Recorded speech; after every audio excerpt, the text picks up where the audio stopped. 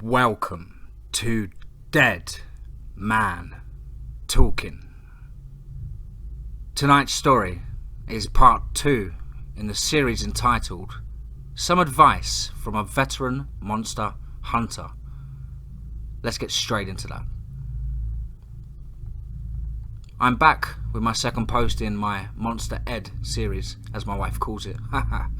If you want to find out my original post, it's just here in the link. I'm back for one more post and then I'm handing the reins over to my son, Ian. My wife is currently investigating suspicious reports of activity in India, which means she can't be here to write about her experiences right now. So, you're all stuck with me again. Aren't you lucky? As I read through the comments, I was surprised how knowledgeable some of the people were about the things that go bump in the night.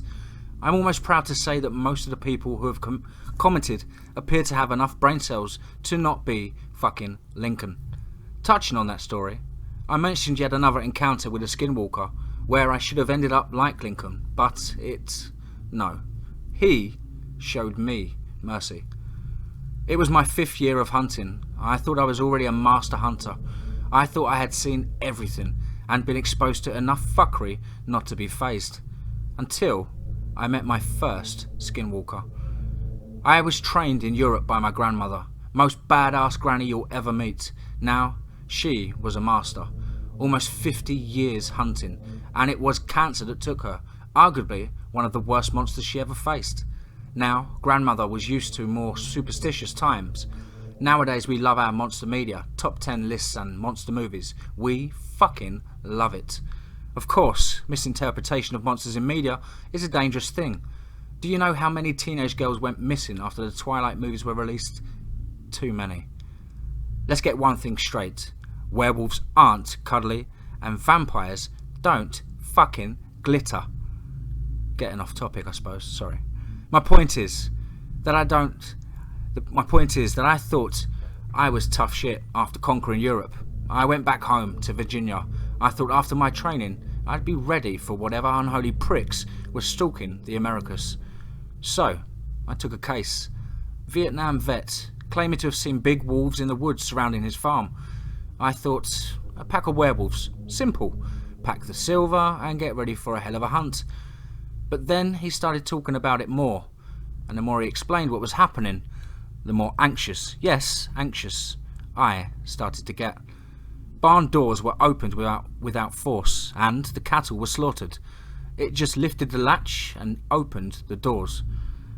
Every lycanthrope I've come across in the Americas and Europe has not been able to open doors. I've seen them recognise a gun and flee. On the rare occasion a lycan is smart enough to avoid traps. Opening fucking doors, different story. He discussed his fear that he was being tormented by teenagers in the area, but I put his fears to bed. No group of drunk kids would have killed his cattle. I left his house and entered the barn. He hadn't cleaned it up and the stench of decay was utterly overpowering. But underneath it all, I could smell something even more rank. Wet dog and bleach. A scent I would eventually grow to love. There wasn't much blood within the barn, but the stalls were a different story. The cattle had been slaughtered all in the same way. Their necks were broken and their bodies slid open after the fact. I knelt down to examine the corpse of one of the cows, and it looked for missing organs. Lycans love stomachs and fatty meat from the lower abdomen, but in this case, the heart was missing, and the rib cage was barely damaged. It was a systematic slaughter. Each of the cows the same. Neck broken, body opened, heart removed. Clearly, the Virginia countryside had some surprises for me. That day, when I went into the woods, I knew that I'd be meeting something I'd never seen before, and I knew that it was one fucked up monster. I set up camp deep in the forest, in a clearing, and settled down to wait when the sun started to set. I positioned hanging lanterns from the trees around me and built a large fire in the centre. I placed a slab of beef within my sleeping bag next to the fire and settled down in a high tree branch. Soon night fell, and the only place that wasn't pitch black was the clearing I was lounging over. Honestly, this was a recon mission, just to see what would happen. I was not disappointed. A large, dark-furred creature jumped from the tree line to the centre of the clearing and almost gracefully ripped the beef out the bag and flung it away into the trees. It was canine. That much I was certain. It whirled and to stare directly at the branch I was perched upon. The eyes glinted green in the light of the fire, and the snout moved and twitched. I could see the creature in startling detail, and this was not pretty. Upon the back it was covered in fur, and it thickened upon its head and shoulders. The lower you got down the body, the less hair you found. Still, it seemed eyes meet mine. Now, I'll be honest, this is the tried and true method for hunting lichens. Set up a trap and wait for it to spring it. However, it was not the tried and true method for hunting skinwalkers. It could smell me from hundreds of yards away, and this one was intelligent enough to know what human steak smelt like. Still, I remained steady and calm. It knew I was there, but I would just take it down. I reached for my crossbow and hesitated. It hadn't attacked me. It was fucking ugly, but it didn't climb the tree and rip me down from my branch. If I reached for a weapon, it surely would. This was its encounter now. I was it. I did something fucking stupid. Never do what I did, ever. I dropped out the tree to face the skinwalker on the ground. Immediately, it lowered onto all fours, snarling. I clutched my crossbow and aimed it at the skinwalker, snarling myself. We locked eyes and held our positions in that fire-lit clearing for what felt like an age. I had seen what this thing did to the cattle. If it was the same beast, it would have no trouble taking on a bolt to the chest and tearing me in two. But while I was squaring off with this thing, I saw that its eyes were not the amber of the lichen or the dead white of a wendigo. They were a gentle green and showed an emotion I knew all too well. Fear. That's when it clicked. This thing was a fucking person. I dropped my crossbow and raised my hands in surrender. I kicked it away to my right. The skinwalker slowly rose on two legs and looked me over.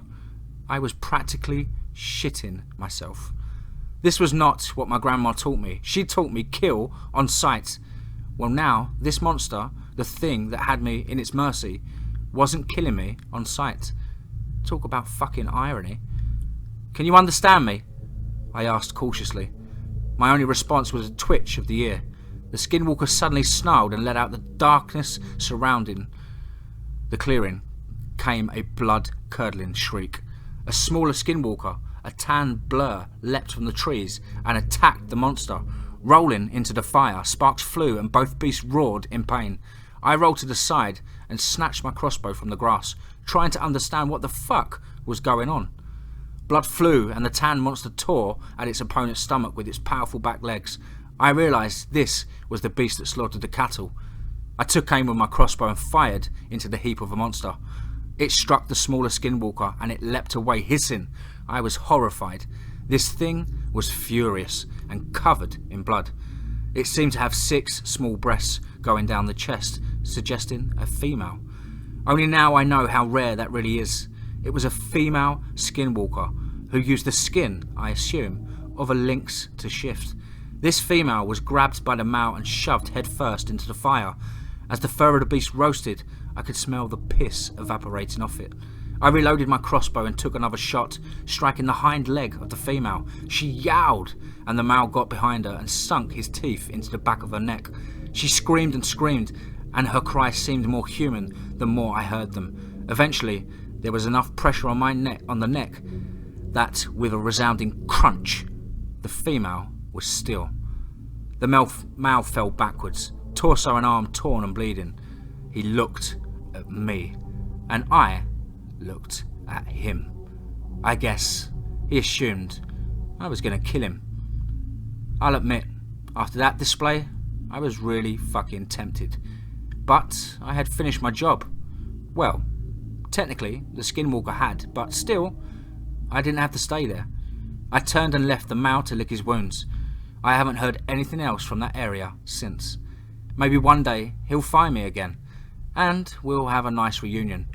Or maybe we'll both try to kill each other.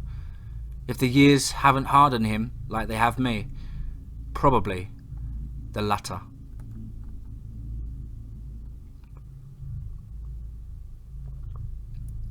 Wow, hope you guys enjoyed that part 2 of that series. Absolutely loving this series. Please of course do let me know down below in the comments. Please do like and share. And remember guys, as always, be safe, not sorry.